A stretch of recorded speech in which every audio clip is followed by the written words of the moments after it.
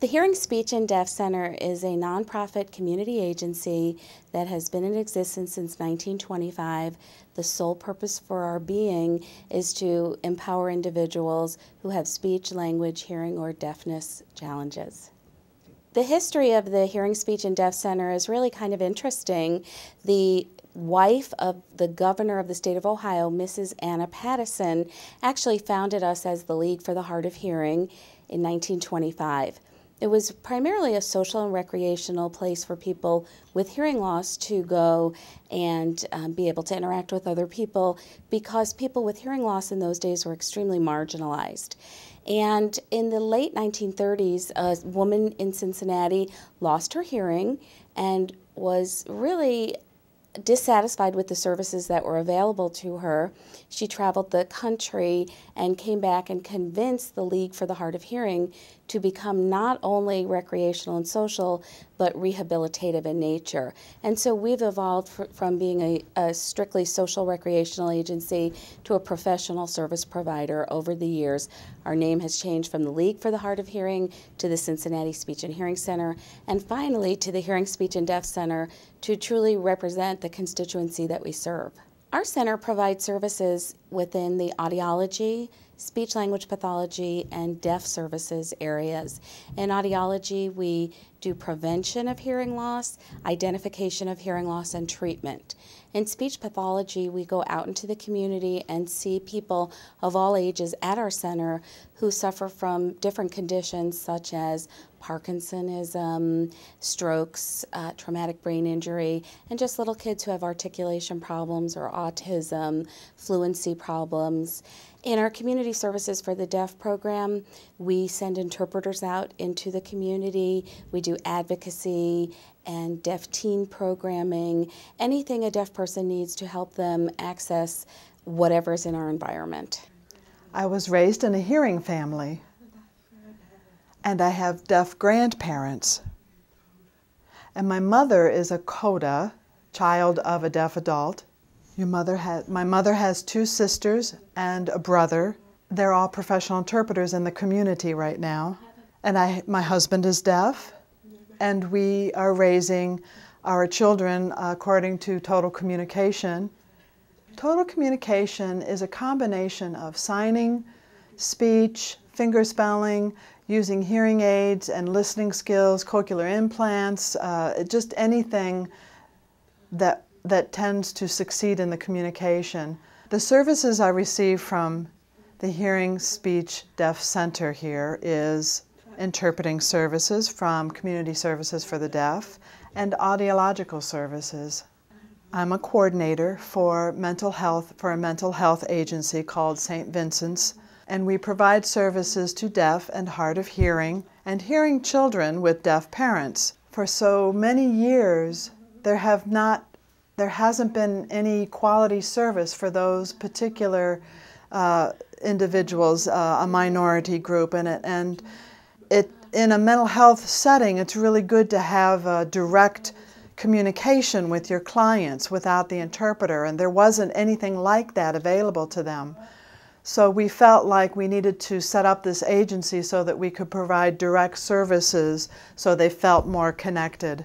Well, my role here at the Community Services for the Deaf at the Hearing, Speech, and Deaf Center is I am CSD Director, and that means that I'm responsible for all the operation of the Community Services for the Deaf program.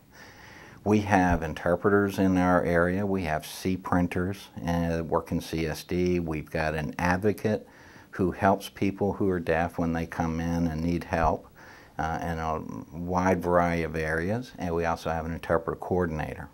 So we right now are a staff of 13, and we provide services to 11 counties in 3 states. My parents were deaf. My parents both became deaf at the age of 2. It was due to some types of disease. My parents met at a homecoming game between deaf schools when they played each other in a football game.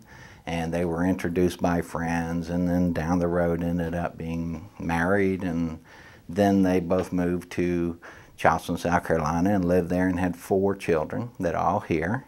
And it's a unique thing that all 4 of the kids are nationally certified interpreters. Most of the time you don't get that when you have the children. One, usually the older child, is an interpreter because they were there first with the parents and they learn how to sign, and the other kids generally are not interpreters, but in my family all four of the kids are interpreters. My parents gave me a career. I feel fortunate. People would say, oh, that must have been horrible, you had deaf parents. Well, not really. I think it was great. My parents gave me a career. That I today know 2 languages, I know 2 cultures. I don't feel like I had any different type of a life, so it was really no different. The kids that came home with me and went to my house thought it was really cool that my parents were deaf and we used sign language, and oftentimes they'd learn some signs and come in and say some greetings to my parents, hello and bye and so on and so forth. They thought it was really neat. But there are some codas, I have to say, that are ashamed that their parents were deaf. They never have really come to terms with it, and they didn't like having deaf parents. But that's not my experience at all. At the Hearing, Speech, and Deaf Center, I am the Director of Clinical Services, and that means my role is to supervise the service providers, the clinicians who provide audiology and speech pathology services. So some of our clinicians who are audiologists will provide services to patients who are deaf or hard of hearing, and our speech pathologists will provide speech therapy to children or adults who have speech and language difficulties.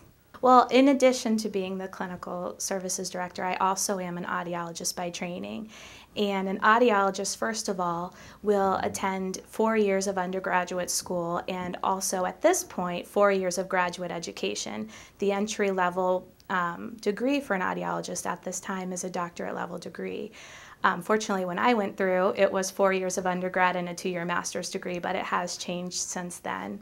An audiologist is trained to treat people, diagnose and treat people who have hearing and balance disorders. So we will do hearing tests and diagnose hearing problems as well as balance testing, and then we will provide different technologies and therapies to rehabilitate those problems. I think what's really important to remember in working in our field, both audiology and speech pathology, is that oftentimes when you are responsible for making a diagnosis, despite the fact that you have the best testing procedures and the best recommendations, you're still informing a person of something that they've lost. So you have to understand that if you're telling a person you've lost your hearing, it's a permanent loss. No matter what you do to rehabilitate them or help them to communicate, there's still a loss that they need to experience and possibly grieve over. So you have to be able to accept that this is not just happening in your office. This is happening when they go home. This is happening when they're trying to enjoy family time. This is happening in the workplace. And so that can be a really big part of their life, and we're only experiencing a very small part when they're in the office. So we have to try to think about how it works together. It's a whole person we're dealing with, not just their ears. I have been here somewhere between 5 to 7 years. Ended up following my audiologist from another site. Actually, when I came here, it's been really nice because the group here is very down to earth. They're very friendly, and so you don't feel intimidated at all. With your hearing, different people have different types of hearing loss. And so for me, there are some pitches that I hear better than others. So even when they do run a program on your hearing aid, according to what your hearing loss is, doesn't mean that it always fits perfectly. My audiologist actually knows that I have to do a lot of tuning with mine, and I used to sing in a choir and things like that. So, kind of have to, maneuver the hearing aid a little bit so that I can hear myself better and things like that. And he's just really familiar with me. So, yeah, it's a good relationship. Well, that's what impressed me, and that's why I keep coming back. So.